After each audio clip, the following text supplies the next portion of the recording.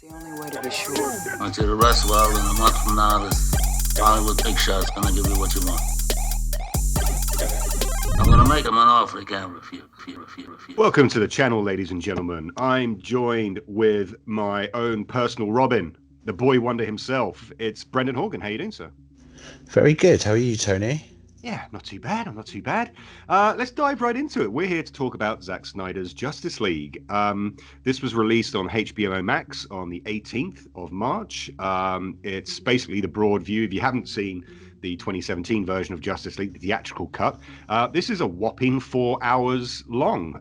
This basically is, Batman, played by Ben Affleck, aligns forces with Diana Prince, Gal Gadot, with plans to recruit a team of metahumans to protect the world from an approaching threat of catastrophic proportions. Superman has died, so it's up to Batman to recruit Cyborg, Flash, Aquaman, and generally, solve Earth's problems. Save the world. Save the world. Typical superhero fanfare. Brendan, I'm going to send this right over to you now. Was this worth it? No. There you go. That's the end of the review, guys. No, let's make it nice and simple. And I forget what I scored the first one. We never done a podcast review of it because it was before our pod started. But I think we might have discussed it, and I think I might have given the original a 5 out of 10 type thing. That sounds about right. Where I didn't kind of hate on the Justice League original movie as much as the kind of big DC fan base. Now, before we probably get into this in detail, I'm not a big DC fan in general. I'm not up against DC. I just kind of sit on the fence with it. If it's a good movie, it is. I'm not really massive into their TV shows or anything like that. And I wasn't a massive fan of Batman versus Superman by Zack Snyder. I actually thought the theatrical release of the original Justice League was better than Batman versus Superman. I enjoyed it more. I'm sure that there's many an expert out there who's far more into it than me that would pick apart that argument. But just my opinion, I enjoyed Justice League. Thought it was kind of crap, but it was kind of fun. Batman versus Superman, I came out of really, really disappointed. So we're going into this Snyder cut, the director's cut, so to speak. The fans demanded it, and here it is. Fans demanded it, and here it is. And to start off, and I think this is probably the easiest way to kind of introduce it, is if you have seen the Justice League original film, it's the exact same story. It's the exact same. There are It's nuances. the exact same story with a lot more detail. The story is deeper. It goes into a far more kind of detail. Well, let's kind of focus on that for a second. It's the same story. There's no difference, none. Well, there have been a few reshoots along the way, but you could tell that there was a lot of uncut footage that was on the cutting room floor that they've kind of reassembled for this. And you can tell there's a stark comparison with the theatrical cut to Zack Snyder's cut. The lighting is different, the CG is better.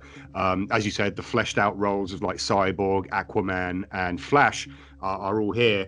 But at 4 hours long, I don't think some of the parts were necessary. It's interesting to see that basically Ray Fisher, who plays Cyborg, recently he kind of came out with a lot of kind of controversial remarks on Twitter about Joss Whedon, about his interaction on set, and also about Warner Brothers, essentially the studio. And it kind of comes apparent that with the Zack Snyder version, his character is fleshed out a whole lot. His backstory is completely, his origin story really is in this. He has an origin story now, Yeah. an actual origin story with a bit of depth into the character. So I can understand why he's probably a bit upset when the theatrical cut came out and why he said what he said, but also at the same time, it didn't really help him in the long run, I don't think. I'm kind of indifferent about whether or not it helped him or not. I'm not, I'm not a massive fan is the word I was using. I'm interested in all this type of stuff, but I'm not overly concerned about kind of that deep fan kind of stuff. So I totally get why Ray Fisher was pissed off. Now you kind of look at this and you're like, right, they pretty much did cut 50%, maybe more, of his scenes from the theatrical cut, and they, now that we've seen them, they were actually pretty good scenes. As I said, they make you feel a lot more emotion towards the character. You care more because he's been given a more fleshed out story, a bit of a history. You kind of understand more the conflicts he's going through with his dad. But here's where I disagree. We were going to talk about pros and cons, but this is one of the cons of the movie for me. Cyborg is a whiny little bitch in this film. He spends about 90% of the film moping around at his apartment, and it's only until the kind of third act where his kind of arc comes across, and this is going to be a spoiler review, by the way. And once again, if you haven't already seen the 2017 version, as Brendan said earlier, you've pretty much got the kind of whole thing here. But, his relationship with his dad is a lot more explored in this. And there's a point at in the third act, essentially, when his dad sacrifices himself. And that's when you kind of see his, real emotions come out. And that's when the kind of mopey, emo sort of like teen angst kind of drops. And you actually think, oh, okay, so I don't really need to see all that kind of moping around in the shadows and in the dark and everything like that. Similar with The Flash, we have a bit of a backstory with him. He goes to go to a shop to to walk dogs, apply for a job. And we just it doesn't really offer anything to his character, though. Yes, we know he runs fast, but much of his backstory, I mean, the stuff in there with his dad in prison is still there. It's just fleshed out a bit more. But at 4 hours, I think it's one of those type of films where if you're a fan of DC, if you're a fan of Zack Snyder, you're gonna love it. You're gonna love it, hands down. Yeah. But if you're not, I mean, how many sittings did you take to watch this, Brendan? 7. You knew that the answer of that before you asked the question. Hence why you asked it. But that's why I asked it, because 7 sittings. 7 sittings. I struggled to get through this.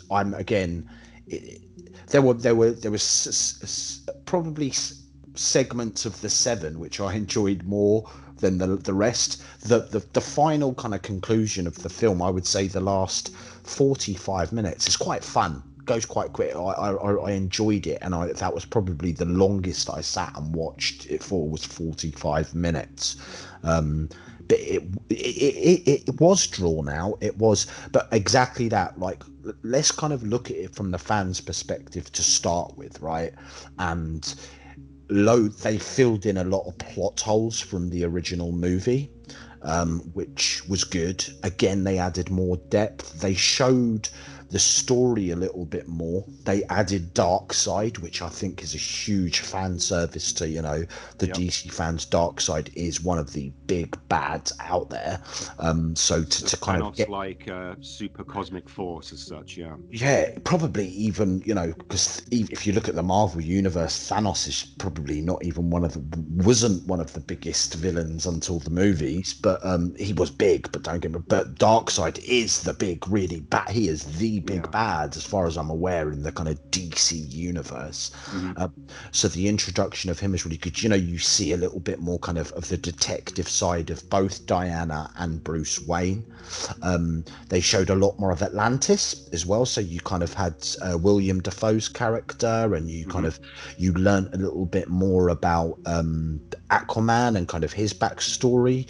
We got a song. We got a weird Swedish song. I think that was very strange. That was very strange. A really kind of eerie, kind of choir song, which I'm sure all those Snyder fans, that's what they were really waiting for. And it's a better telling of the story. So there are some really good positives to it, but and this is where I'm going to get the but to. Warner Brothers were never going to allow him to release a 4-hour movie. Warner Brothers were never going to actually do that, and you can see why they cut so much from the film, because now that we have it at 4 hours, you have people like me who aren't a massive kind of they're not doing a fan service to me, because I'm not like a big fan anyway. So I'm going in kind of on a level playing field of, is this just a good movie, a good fun action superhero movie? And it is, but it's just too long. It's far too long. And yeah, I've got a few other little gripes with it as well, which we can go into, but it is fan service, and that's why it went direct to TV. Yeah, no, definitely. And it kind of does appear that I don't think there's going to be a third film as such. I think there's a lot sort of left. There isn't more so. That Warner Bros. And we'll get into that, but I'll try and get the quotes, but the head of Warner or whoever's head of that division says, no, there isn't another film coming. We've given Snyder his trilogy. That's why we let him do it. Exactly. I think if there is going to be any further adventures with Ben Affleck's Batman and even Henry Cavill, it's unsure that he will be returning as Superman. Well, Batman's going to be in the Flash movie. Ben Affleck is already. There'll be cameos. That's what I see happening, like on kind of HBO streaming services. They'll kind of pop up, and I think that's what they're aiming for. But let's get into those little bits that you were talking about that kind of bothered you, Brendan. Okay, so the first thing is, and if there are any kind of fans in here and they're going to go about, oh, he's bitching and moaning, because I've seen this is quite a controversial point, right? The aspect ratio. The 4:3, yeah. The 4:3. Now, I'm sorry, and again, there will be people who are like, oh, you know, because I've seen so many kind of comments on Twitter that really made me laugh, and a lot of it was people moaning about the 4:3 aspect ratio, and then people going, what's your problem, man? Like, you know, just get over it. And it's kind of like, well, no, my TV isn't in aspect 4.3, right? You want to see it on the big. You want to see big style. And the excuse, and let's make a few things clear here. We were told that the reason it was 4.3 is because Zack Snyder imagined it on IMAX. Yeah. And he if anybody who knows IMAX, they're huge, the biggest screens you can get in the world. But the basics of it is there's three screens in one. Okay. That is the basics of it. It's pretty much three size. And he had this vision of the old school movies of 4.3, and in an IMAX movie, it would just be the center screen showing his film. Okay. Mm-hmm. Now, he started editing this movie, right? The Snyder Cut, about a year ago. Okay. He started editing the Snyder Cut about a year ago to an aspect ratio for IMAX cinemas. Okay. Yeah. For IMAX cinemas, knowing that his film isn't going to be released on IMAX cinemas, and knowing that it's going straight to TV. It's a TV movie. Okay. He knew that when he edited that movie. We may be lucky enough to get a special, but to quote the head again, and I'm going to try and get the interview up in a second, but the head of IMAX, or the head of Warner, said the reason we've released it on HBO Max is because it's impossible for us to release a 4-hour film in the cinemas. So yes, you might be really lucky where in 6 months or 7 months time, we're going to have Zack Snyder. You can watch Justice League in the IMAX screens. That's great. But you didn't edit for that. You didn't make for that. And for anybody who wants to have a go at me on that basis, right? On it's Snyder. That's how Snyder visions it. That's how Snyder filmed it. How many of you, when you put in your Batman versus Superman DVD, changed the aspect ratio to 4.3?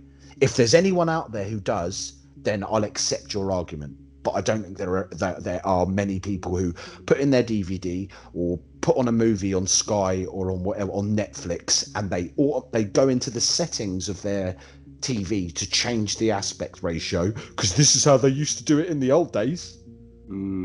Well, I mean, let's move away from the 14.3. I can tell it's a bit of pill for you to swallow there, Brendan. Yeah. But what was getting over that? You know, what were the other bugbears that you had? That was the major one, really. Really baked your noodle, didn't it? why, when you, and again, this concept of Snyder Cut and what was his original vision, I'm a bit confused upon. Why, when when the studio have told you this is a trilogy, this is your final film, do you introduce a character like Darkseid, right, and not have a finale? I'm not going to lie, I was waiting for the battle. What my expectancies was because they revealed during the trailers and the build up to this that Darkseid was in this. So I thought we were going to get a completely different ending. I thought we were going to see them beat Steppenwolf and then face Darkseid. And Darkseid was the big bad in this movie. No, well, they have to allude to kind of, they have to come Darkseid up. just basically watched them on a Zoom call. Yeah. Right? He watched them on a Zoom call. The Motherbox Zoom call, yeah. Watched Steppenwolf get through the screen on the Zoom call back home and closed the call and went home. And it's kind of like, right, so you've introduced a big bad, but there isn't going to be another movie. But come on, Brendan, you have to kind of, like, any kind of superhero film, they have to allude to, like, you know, the next in the franchise or the next one. And they kind of do that with the nightmare scenario. And this one... let's talk about that now. So in the theatrical cut, Bruce Wayne has this vision. You know, he gets visited by a future version of the Flash telling him that, you know, Lois is the key. That's kind of cut from this version. No, you've got it wrong. That's in Batman versus Superman. Oh, sorry, you're right. Yeah, that's in Batman vs Superman. You're correct. Sorry. Yeah.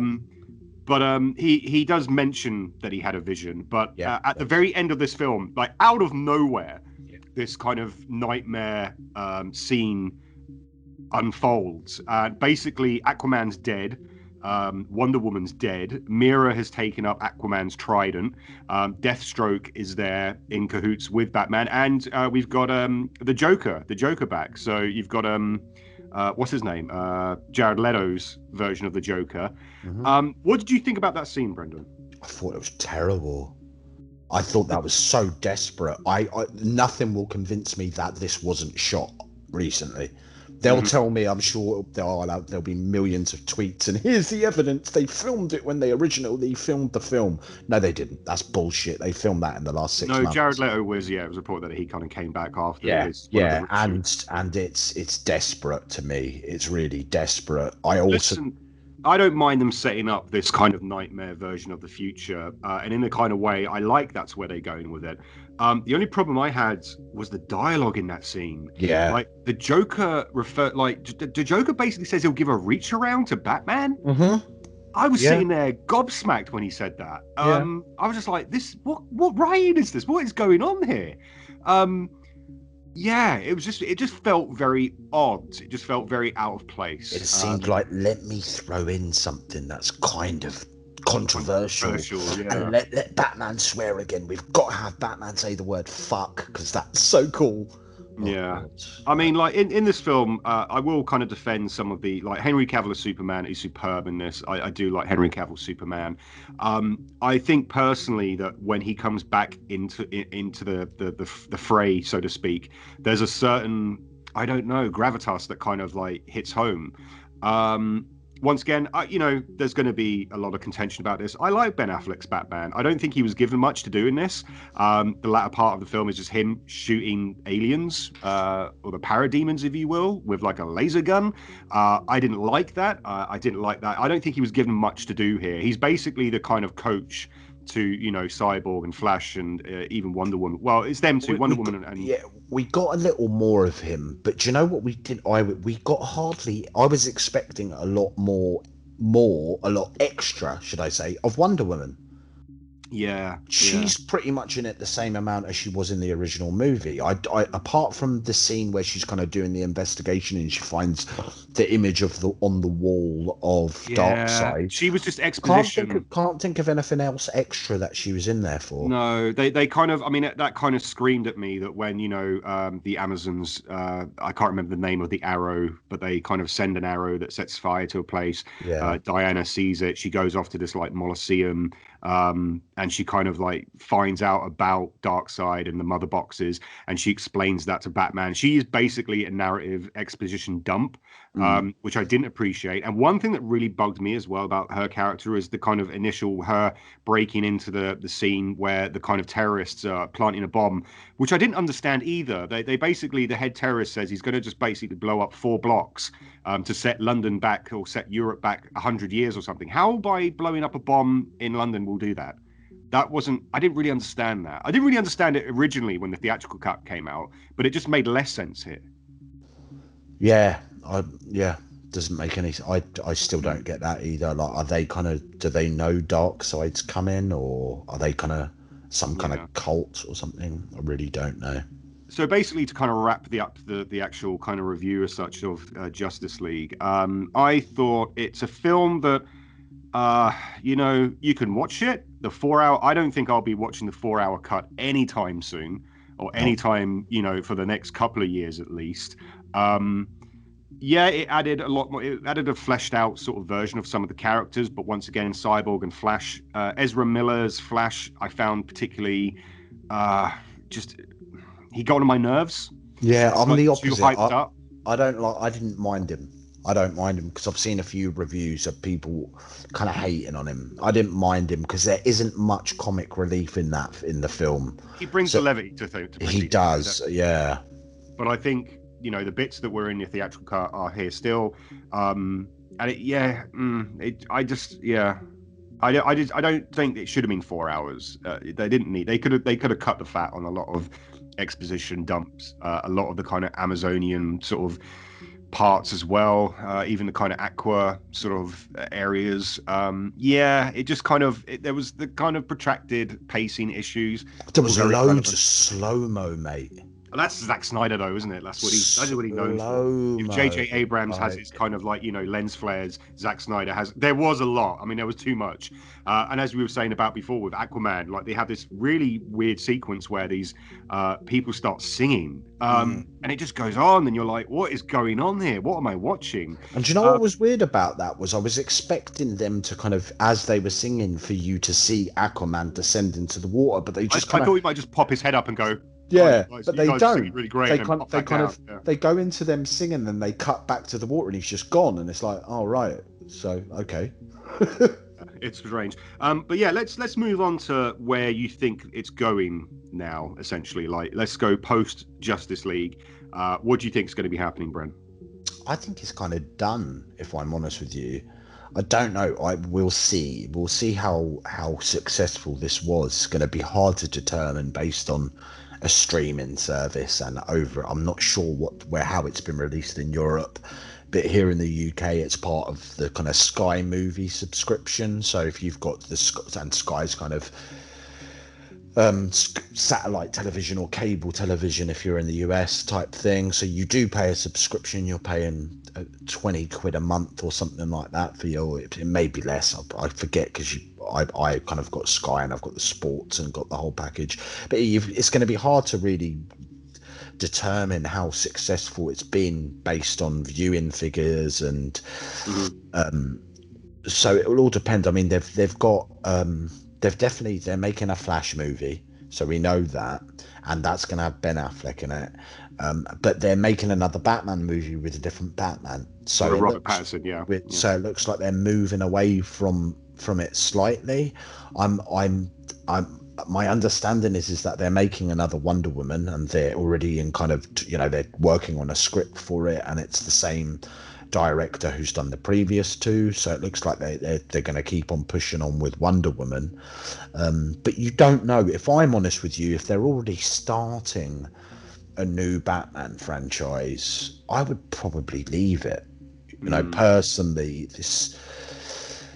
I would possibly leave it, or maybe, I don't know. There's still, I think a lot of people would argue with that because, we haven't seen a lot of Wonder Woman and we haven't seen a lot of Flash, but I suppose they're going to get their other movies. Flash will get his movie. There's going to be Cyborg fans out there who would love to see a Cyborg movie. I don't think Ray Fisher will be reprising his role, though, to be honest. but I'm not convinced. I would kind of leave it. I'm not the I wouldn't say I'm the biggest fan of Zack Snyder's take on the DC universe, to be Yeah. honest. Well, let's talk. There's been a bit of recent controversy. I don't say controversy really. It's just kind of YouTube stuff that's going on. We were talking about this briefly before the chat. If anyone here follows Mr. H or Uche Nwaneri, or basically Geeks and Gamers, sorry. There was a bit of a kind of weird thing that happened. Just before you go into that, yeah, there just seems to be a lot of controversy and I don't know, maybe negativity with just that comes around Zack Snyder. Well, as you a director, can't seem to be, especially online on places like Twitter, it's really dark. Like, people, you cannot have an opinion that's negative towards the guy, you know. People go really into, you know, they're outraged. How dare you question Zack Snyder? And to be honest, I think Zack Snyder's movies are pretty badass. I'm just not a fan of his Batman versus Superman and his Justice League. They're all right. I am really looking forward to Army of the Dead. His Dawn of the Dead remake I thought was fantastic. He's a very stylized director. And, you know, he basically takes his kind of visual styles from graphic novels and from, you know, those kind of like superhero comics and whatnot. And, you know, say what you will about the kind of slow-mo and everything like that. He's got a very signature style, which I do appreciate. Now, you could argue that he's more style over substance. But in this kind of respect, like when you have 4 hours to kind of get everything out there, there's a lot of the dialogue in Justice League that it just landed flat for me. You know, Aquaman going, yeah, bro, and all this kind of stuff, coming up as a broski type of, like, you know, jock. I didn't appreciate that. And that was Zack Snyder's you know, kind of cut as well. Like, so those scenes were already shot. That was already done with him in there. So yeah, but I kind of agree with you what you say. Like, there is a lot of controversy when it comes to Zack Snyder in general, with his movies. But yeah, I'm looking forward to Army of the Dead. Definitely, give me zombies, give me, you know, Las Vegas, give me heist film. Definitely, I'm up for that. All for it. Yeah. So what was this recent controversy? So he was down on the fans, was he? So, well, Geeks and Gamers kind of put together this charity live stream that was basically raising money for suicide prevention, something that's obviously close to Zack Snyder's heart. And what happened was he came on the stream and essentially disassociated himself with Geeks and Gamers. Now, the kind of history of all that is basically because Geeks and Gamers are not a kind of YouTube channel that bends the knee to Hollywood. So his PR people obviously said to him, you need to kind of like say this statement. But what happened in the stream was that he was also talking about the kind of things that are going on in Asia at the moment, with kind of hate. And basically, the streamers that were online were nodding their heads, talking around. Mr. H made a video about this and basically called them spineless fucking cowards, essentially, because they didn't sort of stop him and say, like, hey, most of the people that are donating money are Geeks and Gamers fans. So what did he actually say? So Mr. H, Zack Snyder. Zack Snyder. So what did he say? Well, I'll put the link in the video down below as well, so people can watch it if they haven't already done so. But the first thing he said when he came on was he just basically distanced him. Like, he said, like, just to let you guys know, we're not affiliated with Geeks and Gamers. But then there was a second statement that he made, which was talking about the kind of hate. You know, they're not about hate and everything like this. But I think people got confused, making out that Geeks and Gamers were a hate mongering sort of crowd, essentially. Right, I'm with you. And then the donations kind of stopped coming through at that kind of point. 20 minutes later, they picked up, but it was a slap in the face to the fans, essentially, because they made up the majority of people who actually did contribute to this cause. And to be kind of told, you know, I'm distancing myself from you guys, I'm not affiliating myself with you, was a bit of a slap in the face. So Uche saw this video that Mr. H made and called him out on it. And there's like this hour-long video now, which is a bit hard to watch for the first 15 minutes. Well, you sent it to me, and I had to stop watching it because I'll be honest, I'm not familiar with either. Yeah. It does kind of calm down from there. I think Mr. H kind of made his point, very salient points. But when you have someone speaking over you so much, kind of thing, it did descend into a kind of shouting match. What I would sort of say to people that would watch it is kind of jump past those first 15 minutes, because it is just literally kind of playground shouting, and then you actually get into kind of like the meat and bones, the meat and potatoes of like what the actual argument is about. So for someone who hasn't seen it, was Zack Snyder's comments wrong, in your opinion? Was he in my opinion, yeah. But I mean, I can tell you can see that Warner Brothers, basically some PR person said to him, like, you know, they've obviously, I'm not 100% sure of what they've said in the past, but they've obviously said some negative comments about Warner Brothers or about Zack Snyder's Justice League, or maybe some of his previous films. And his PR people have basically said to him, like, you know, you kind of have to, we're not going to. They originally didn't want him to do the stream, but Zack Snyder. So why did he do it? Because he wants to jump on board. He wants to, you know, raise as much money for charity as possible. It's one of those kind of things where maybe. Why is he doing that with a company he doesn't want to associate himself with? Hollywood. You got to play the game, man. I suppose you got to play the game. That's the only thing I can think of. He could have turned around and probably said, like, no, you know what, this is bullshit. I'm not gonna say anything like that. But no, but I'm more mean as in, why would he go on a channel that he doesn't want to associate himself with? That's like, hi, I'm here. Brother, live. Your guess is as good as mine, man. Like, I don't understand it either. It's in my opinion, hi, the British man I'm seems here. like some kind of American style, like, you know, Hollywood. We can't associate ourselves with people that backfire us, kind of thing. Am I being stupid? But that is literally like, hi guys, I'm here live on Geeks and Gamers. Now, before I start, I just want to let you know that I do not want to associate myself with this channel that I'm on live. It wasn't. So Uche's, like, it was his stream. It wasn't actually the Geeks and Gamers stream. Oh, so it was a different kind of stream. Although, as far as I'm aware, he is part of that brand. And this is the kind of whole point that Mr. H is talking about. Okay, that makes sense. That kind of makes sense to me now. I'm with you. Once again, I mean, it is just one of those kind of unfortunate things that happens. But because Mr. H called him out about it, but it was taken out of context because, you know, it's just, as you said, there's always controversy. I'm not into the kind of YouTube mudslinging thing. I detest that kind of form of platform. And I could understand that Mr. H was going on to talk about this and kind of get his point across. And I think he did so, like, brilliantly as well. But also at the same time, it's just one of those weird toxic, like you were talking about Twitter earlier. It is one of those kind of weird toxic pools where you get brought into like something.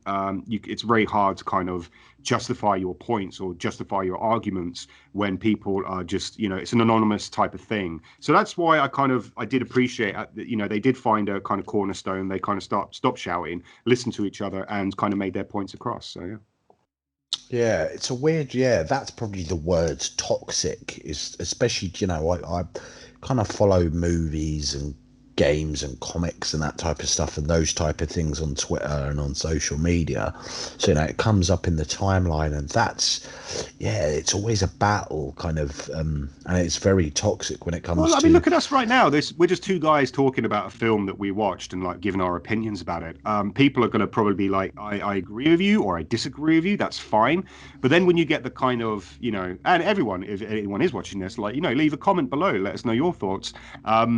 But like, don't be a jerk about it. Don't start insulting people. Like, you know, contribute to the conversation. Like, contribute like what your thoughts were and why you like something or why you dislike something. And it's only by that way that people get called out. But you can do it in a constructive way. You can do it in a very constructive criticism sort of frame of mind. Definitely. Yeah, and it's also as well, it's kind of like a us versus them thing. I'm a big boxing fan.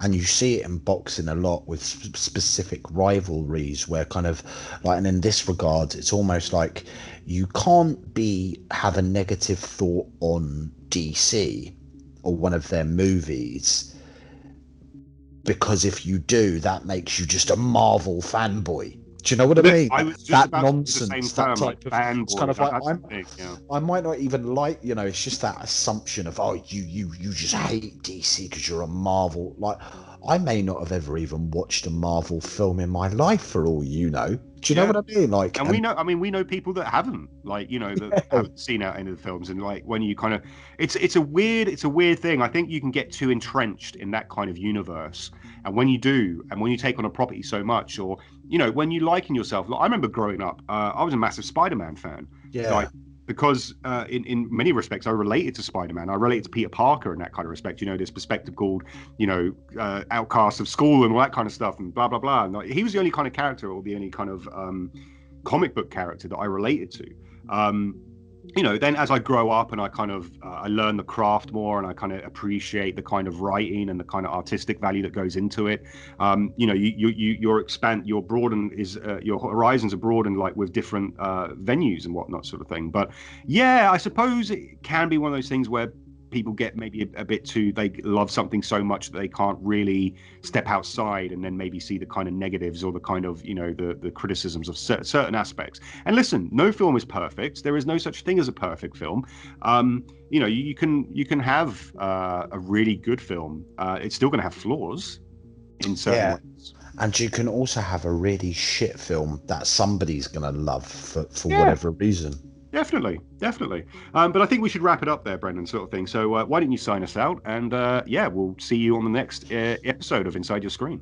Guys, you've already found us on YouTube. So if you haven't, and somebody sent you the link, you want to listen to any of our podcasts, search Inside Your Screen Podcast. All our videos are there. We've got all our podcasts as videos. We've got loads of movie reviews. We've got loads of game reviews. We've got loads. Tony is the specialist of independent PC games. So there's loads of independent PC games on there. Loads of horror. Tony again specializes in horror. Like the horror. So check out Inside Your Screen Podcast, and it will all appear there. Same if you're looking for audio of our podcasts. We're on all the major platforms. We're on Apple Podcasts or iTunes, whatever you want to call it. We're on Spotify. We're on SoundCloud. We're everywhere where you can get a podcast. Just search Inside Your Screen Podcast. And if you want to get in contact with us, we have a Twitter account. So it's at Inside Your Screen. The your is a UR. So at Inside UR Screen. Let us know what you thought about the Snyder Cut. Let us know if you disagree with us. Just be nice. And obviously there's no Snowpiercer this week, as they are doubling up for the finale next week. So join us then, where Brendan and I will be discussing all things Snowpiercer, and we'll get to find out what happens between Mr. Wilfred and Andre Layton. That's the one. See you next time, guys. Bye. Bye.